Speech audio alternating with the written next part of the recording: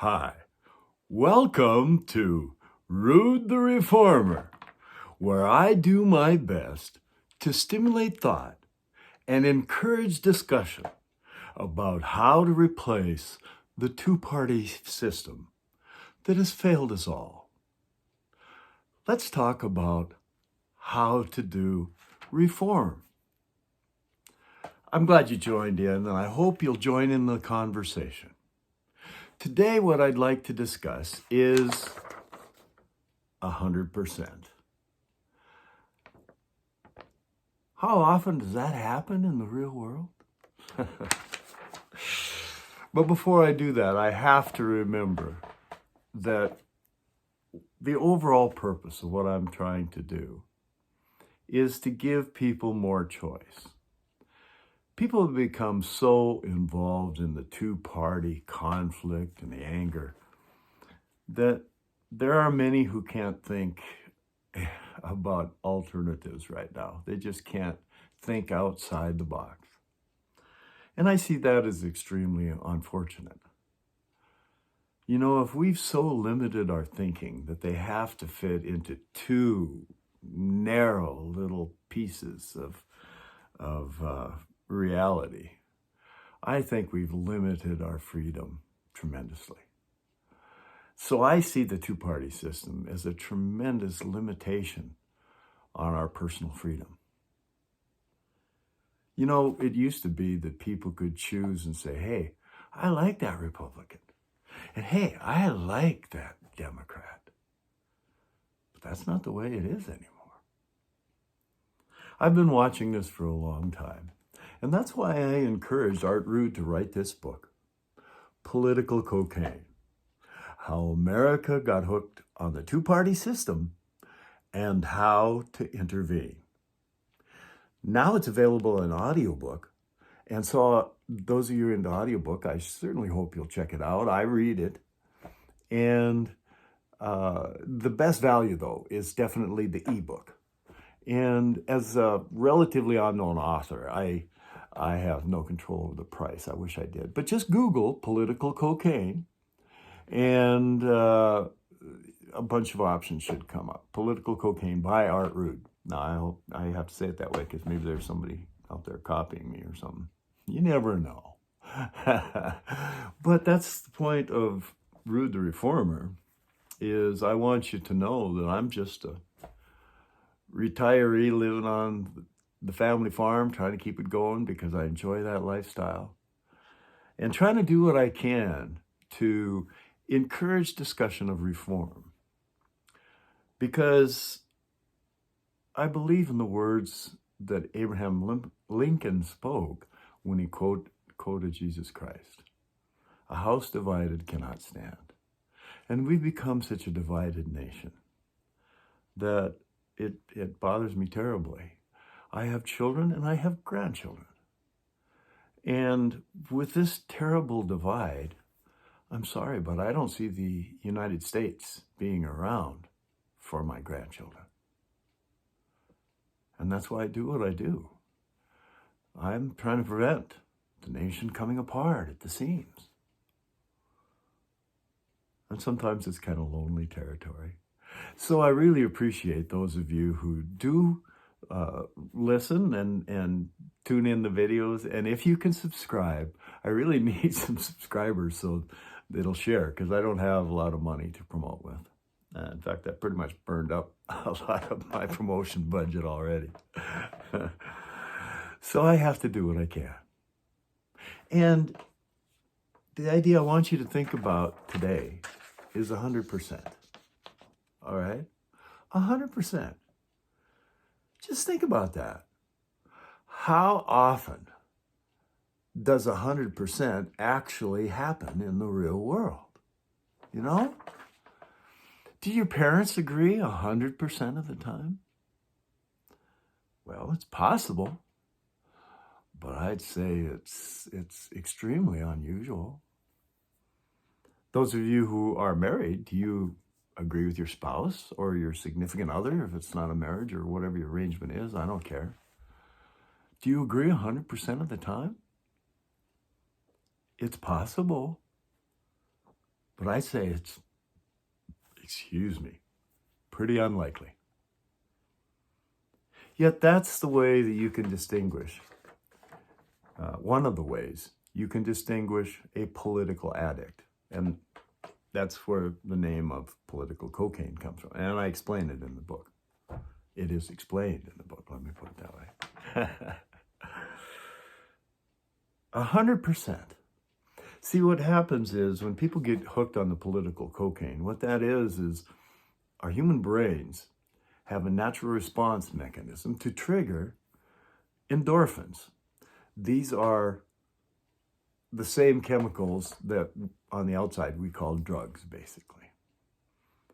And they're meant to reward behavior that's going to keep us alive as humans. That's actually our best defense as a species. We don't have the big claws of a tiger or a bear or teeth or, we got what's up here. And so our brains are built to reward us for activities that will keep us alive. That's the species' big advantage right there. And see, what happens is the political parties plug right into that because they convince the partisans that, oh, this is so critical and the world is coming apart, so you must be here. And so when people buy into that mentality, and I'm not talking about one side or the other, both sides have that same mentality that they promote. The other side is so bad that they're going to destroy everything. So it becomes a matter of survival. And so one of the ways you can tell the people who are addicted to this political cocaine. So I should finish at that. So when something happens where your side wins, see, that's promoting the species survival from your point of view once you're fully indoctrinated. And so, wow, that gets the endorphins to flow. And so good things happen on your side. And then the other bad guys, they lose something. That's great. That's also contributing to your survival. So you get another shot of endorphins. And that's what it is. People getting addicted, literally, to their own endogenous opiates. And most people don't know that they already have drugs in the brain. Endogenous opiates. The receptors are there. That's why opiates are so addictive and so strong. They take away all the pain. La-di-da. So I don't blame anybody who's a hardcore partisan. First of all, what choice did you have? You've been convinced that there's only two valid choices. You had to choose one or the other. So I certainly don't blame you. But here's the but. Excuse me, I've been fighting a cold the last few days. Not COVID. I've had my shot, and I don't have any of the symptoms of that. Anyway, 100%. That's how you can tell the addicts, see? Because they need that constant reinforcement of their side winning and the other side losing, regardless of which political trench you're in. It works the same way for both. And so that gives them the real fervor to their lives. That's what addiction does. And that's why we love doing certain activities, because they start the endorphins flowing for us. You talk about kids being addicted to their phones. Yeah, their endorphins are flowing. They're addicted. Yeah, you're right. Anyway, if you ever are in a political discussion that is polarized, first of all, I suggest avoiding them entirely. I will watch or listen for a little while for entertainment value, and then I'll abandon ship or I'll try to shut it down. One of the two. Because I hate them. Because you can never win. Is there any argument that a Democrat can make that's going to change the mind of a Republican? There's a funny line for you.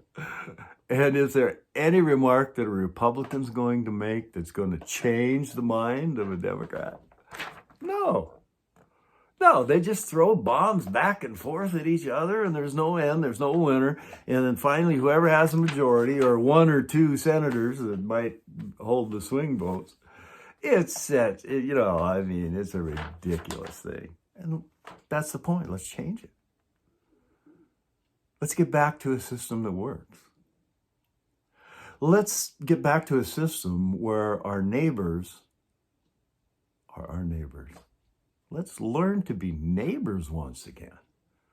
Instead, we have so many people that have classified their neighbors as political enemies. The guy down the street is a socialist. The guy and the couple up the street, they're racist. I doubt it. We have so many good people in this country.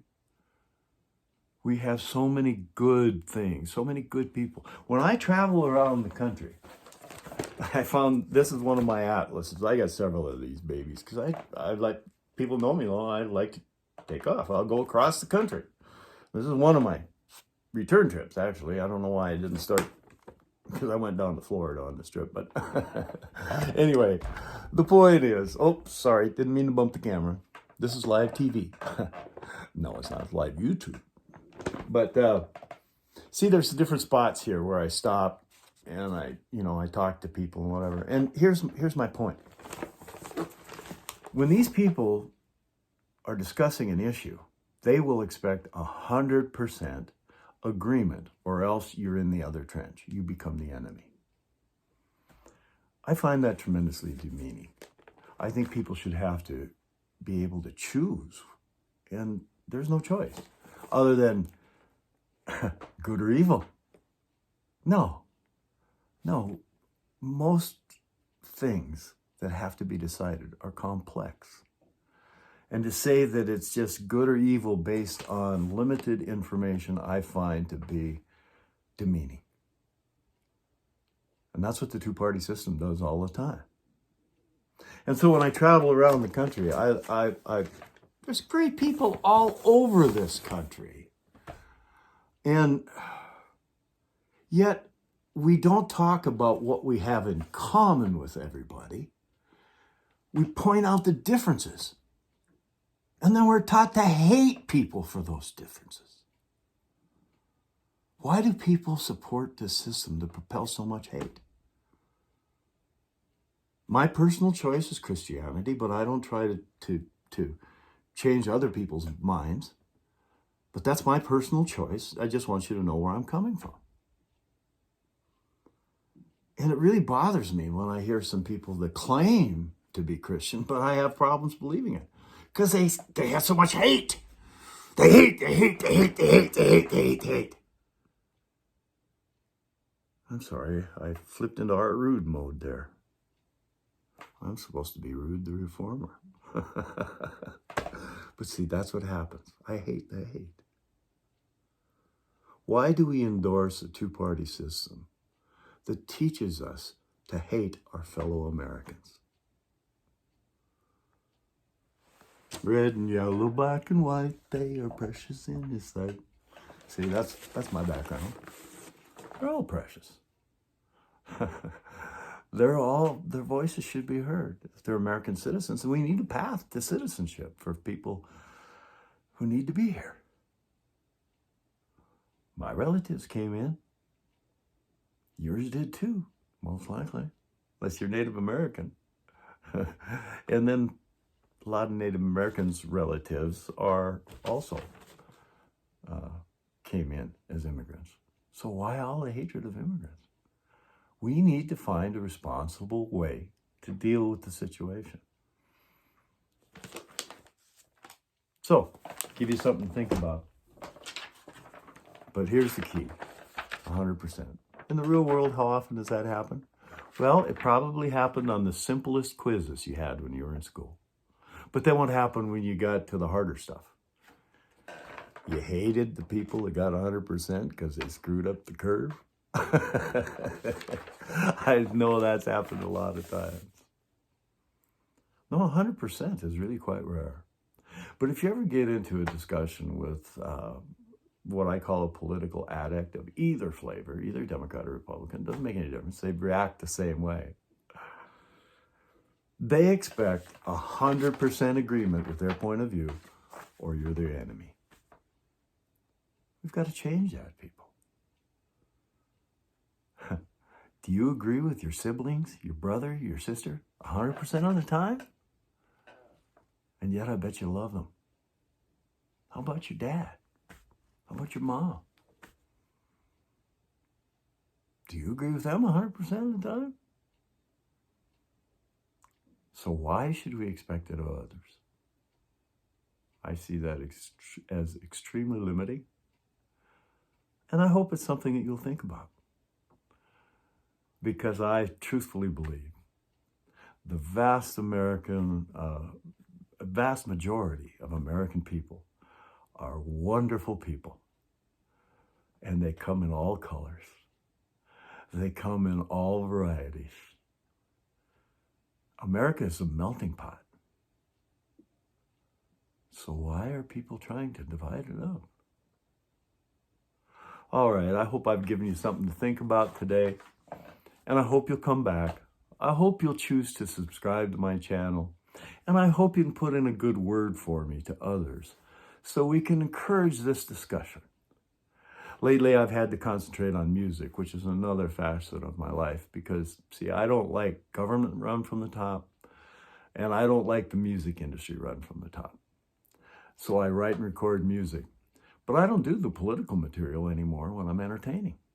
I wrote a song called Howdy, Mr. Reagan, and Bill and Hillary, and I thought I could find a space to make fun of both sides. No. No, it didn't work. So I don't do that material anymore. So I'm excited to have my new entertainment act that I'm doing, and I hope I'll get a chance to meet with you in one of those.